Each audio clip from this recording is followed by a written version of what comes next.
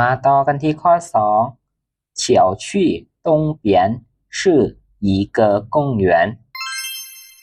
ทิศตะวันออกเขตชุมชน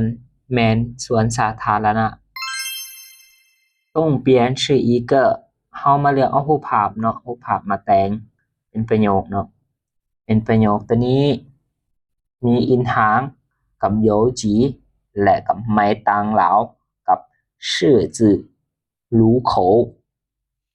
แล้วก็图书馆กับ宿舍ตัวนี้ให้ทุกคนเรียนแปลเองเนาะเพราะว่าบทเรียนที่ผ่านมาเรียนตลอดเนาะมาที่ข้อที่3นี่อิงกายตัวข้านเจ้าควรจะเบิ่งหลายๆบอนแล้วเรามาแต่งเป็นประโยคนี้เนาะกับรูปภาพที่1เฉียงคิดชื่อเป็นลองแล้วมาแต่งนี่ใกล้ตัวเชี่ยงเจ้าควรคิดหลายๆเนาะคิดเบิ่งหลายๆนี่อิงใกล้ตัวชื่อเจ้าควร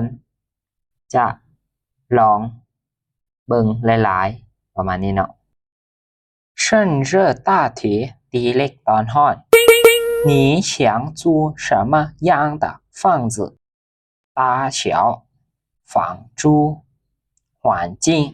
ตัวนี้แม่นให้ทุกคนเรียนแปลเองเนาะเรียนฝึกเพราะว่าตีเหล็กตอนฮ้อนแม่นให้ฝึกตัวเองเนาะมาที่คำศัพท์เสริมคำศัพท์เสริมมีจ้าจี้จ้าจี้แม่นเฟอร์นิเจอร์เครื่องใช้เฟอร์นิเจอร์เนาะเป็นเฟอร์นิเจอร์เนาะมาเบิ่งรูปที่1书桌椅子โต๊ะเนาะโต๊ะปึ้มแล้วก็ตังรูปที่2อีกุ้ยตู้เสื้อผ้ารูปที่3ฉวางเตียงนอนรูปที่4คงเที่ยวแอร์เนาะเครื่องปรับอากาศนั่นแหละ